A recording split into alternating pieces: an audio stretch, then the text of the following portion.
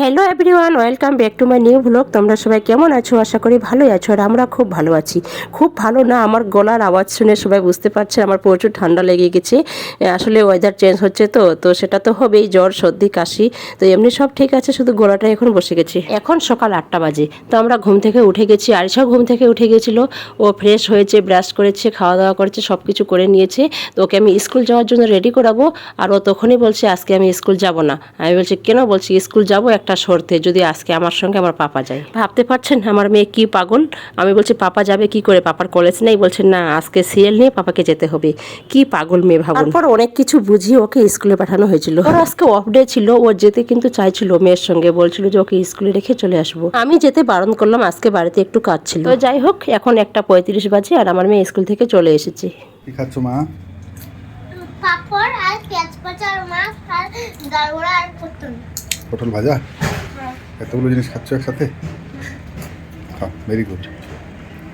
জল খাও, very good. ভাত খাবে একটু পরে?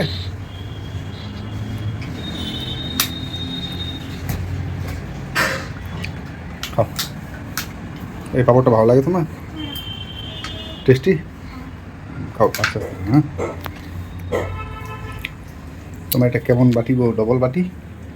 এখন সন্ধ্যা 7টা বাজে। 1 ঘন্টা আগে আরিশাকে ওর আন্টি পড়িয়ে চলে গেছে। তো আরিশা আমাকে ওর আন্টি যাওয়ার পর থেকে আজকে খুব বিরক্ত করাচ্ছে। প্রথমে বলছে পাস্তা খাবো, পাস্তা করে দিলাম, পাস্তা খেলো না।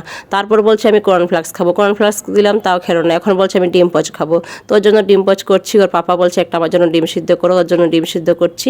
আর এখন আমার জন্য একটা অমলেট করছি। এখন সকাল 8টা বাজে। সকাল 5টায় চলে এসেছে আমার ভাই রোহিত আর আমার মেসো। তো ওরা চা বিস্কিট ডিম খেয়ে ওরা ঘুমিয়ে গিয়েছিল। এখন আমি ডাকলাম, এখন ওরা উঠলো। এখন ব্রাশ ট্রাশ করে এখন ওরা ব্রেকফাস্ট করছে। এখন ব্রেকফাস্টে গরম গরম ফুলকো, লুচি, ঘুগনি আর মিষ্টি। রোহিত আমাদের ফ্ল্যাটে ফার্স্ট টাইম আসলো, আমার খুব ভালো লাগছে। আমরা কলকাতা আসার পরেও আসেনি। রোহিত কালকে বিকাল 5টায় চলে যাবে রাজস্থান, শিয়ালদা থেকে ও ট্রেন আছে। তোমরা সবাই জানো ও রাজস্থানে থাকে, ওখানে পড়াশোনা করে। তো এখন ও লাঞ্চ করছে। আজকে লাঞ্চে চিকেন কষা, মাছের ঝোল আর আলুর ভাজা। আরিশা তো খুব খুশি ওর মোটু মামাকে পেয়ে।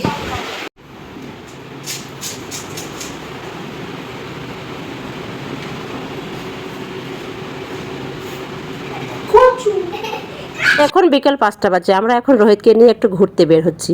আর এইদিকে মামার আর ভাগ্নির খুনসুটি শেষ হচ্ছে না, একটার পর একটা খুনসুটি লেগেই আছে।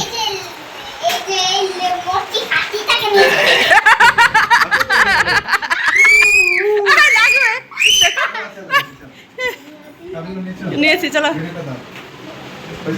চলো।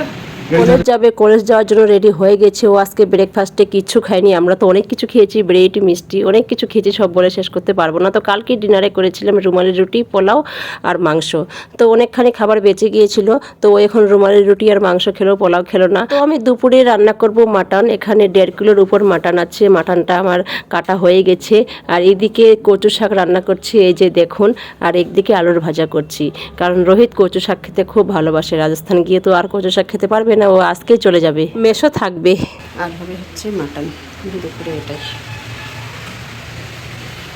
এটাই থেকে চলে আসলো। আর দেখুন আমি একটা কোল্ড ড্রিঙ্কস পেয়েছি আর একটা চিকেন কেক পেয়েছি। কে দিয়েছে? আর একটা চকলেট। বাহ, এত কিছু দিয়েছে। কেন, কি উপলক্ষে বলো তো? আজকে শিশু দিবস, এই জন্য না মা? হ্যাঁ। আমার গলাটা বসে গেছে জোর। হ্যাঁ